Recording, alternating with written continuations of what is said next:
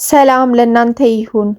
በዓለም ዙሪያ ለምትኖሩ ለሰው ልጆች ሁሉ ዛሬ የማቀርበው የሉቃስ ወንጌል ምዕራፍ 9 ከቁጥር 1 እስከ 36 ድረስ ያለውን ነው። ኑ አብረን እናንብብ። 12ቱንም ሐዋርያት በአንድነት ወደ እርሱ ጠርቶ በአጋንንት ሁሉ ላይ ደዌንም ይፈውሱ ዘንድ ኃይልና ሥልጣን ሰጣቸው። የእግዚአብሔርንም መንግሥት እንዲሰብኩና ድውዮችን እንዲፈውሱ ላካቸው።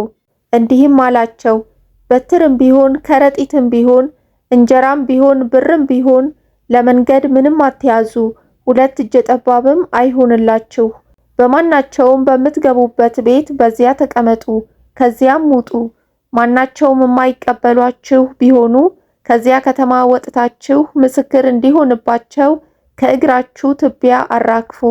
ወጥተውም ወንጌልን እየሰበኩና በስፍራው ሁሉ እየፈወሱ በየመንደሩ ያልፉ ነበር።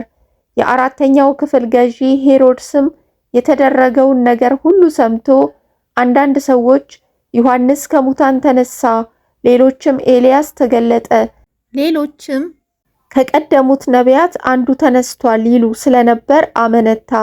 ሄሮድስም ዮሐንስስ እኔ ራሱን አስቆረጥኩት፣ ይህ እንዲህ ያለ ነገር የምሰማበት ማን ነው አለ። ሊያዩም ይሻ ነበር። ሐዋርያትም ተመልሰው ያደረጉትን ሁሉ ነገሩት። ከእርሱ ጋርም ወስዷቸው ቤተሳይዳ ከምትባል ከተማ አጠገብ ወደ ምድረ በዳ ለብቻው ፈቀቅ አለ። ሕዝቡም አውቀው ተከተሉት። ተቀብሏቸውም ስለ እግዚአብሔር መንግሥት ይነግራቸው ነበር። መፈወስ ያስፈለጋቸውንም ፈወሳቸው። ቀኑም ይመሽ ጀመር። 12ቱም ቀርበው በዚህ በምድረ በዳ ነንና በዙሪያችን ወዳሉ መንደሮችና ገጠሮች ሄደው እንዲያድሩና ምግብ እንዲያገኙ ሕዝቡን አሰናብት አሉት። እርሱ ግን እናንተ የሚበሉትን ስጧቸው አላቸው። እነርሱም ሄደን ለዚህ ሁሉ ሕዝብ ምግብ ካልገዛን ከ5 እንጀራና ከ2 ዓሣ የሚበልጥ የለንም አሉት። 5000 ሰዎች ያህሉ ነበርና ለደቀ መዛሙርቱ በየክፍሉ 50 አስቀምጧቸው አላቸው። እንዲህም አደረጉ። ሁሉንም አስቀመጧቸው። 5ቱንም እንጀራና 2ቱን ዓሣ ይዞ ወደ ሰማይ አሻቅቦ አየና ባረካቸው። ቆርሶም ለሕዝቡ እንዲያቀርቡ ለደቀ መዛሙርቱ ሰጠ። ሁሉም በልተው ጠገቡ። ከእነርሱም የተረፈውን ቁርስራሽ 12 መሶብ ወሰዱ። ለብቻውም ሲጸልይ ደቀ መዛሙርቱ ከእርሱ ጋር ነበሩና ሕዝቡ እኔ ማን እንደሆንኩ ይላሉ ብሎ ጠየቃቸው። እነርሱም መልሰው መጥምቁ ዮሐንስ፣ ሌሎችም ኤልያስ፣ ሌሎችም ከቀደሙት ነቢያት አንዱ ተነስቷል ይላሉ አሉት። እናንተስ እኔ ማን እንደሆንኩ ትላላችሁ አላቸው። ጴጥሮስም መልሶ ከእግዚአብሔር የተቀባህ ነህ አለ። እርሱ ግን የሰው ልጅ ብዙ መከራ ሊቀበል በሽማግሌዎችም በካህናት አለቆችም በጻፎችም ሊጣል ሊገደልም በሦስተኛውም ቀን ሊነሳ ይገባዋል ብሎ ለማንም ይህን እንዳይናገሩ አስጠንቅቆ አዘዘ።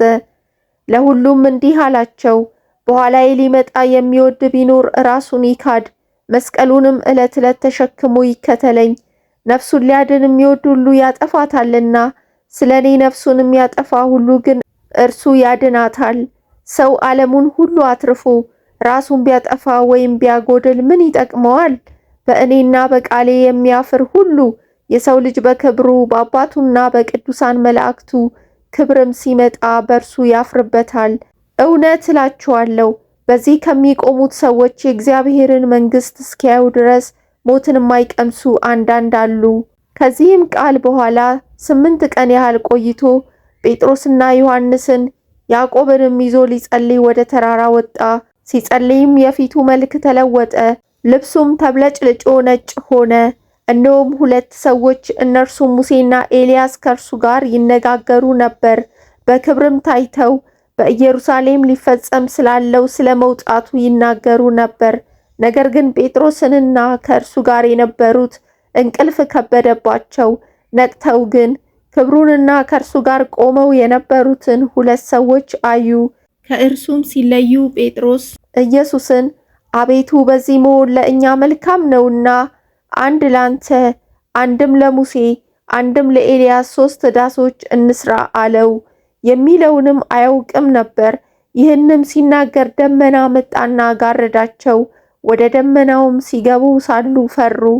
ከደመናውም የመረጥኩት ልጄ ይህ ነው፣ እርሱን ስሙት የሚል ድምፅ መጣ። ድምፁም ከመጣ በኋላ ኢየሱስ ብቻውን ሆኖ ተገኘ። እነርሱም ዝም አሉ። ካዩትም ነገር በዚያ ወራት ምንም ለማንም አላወሩም።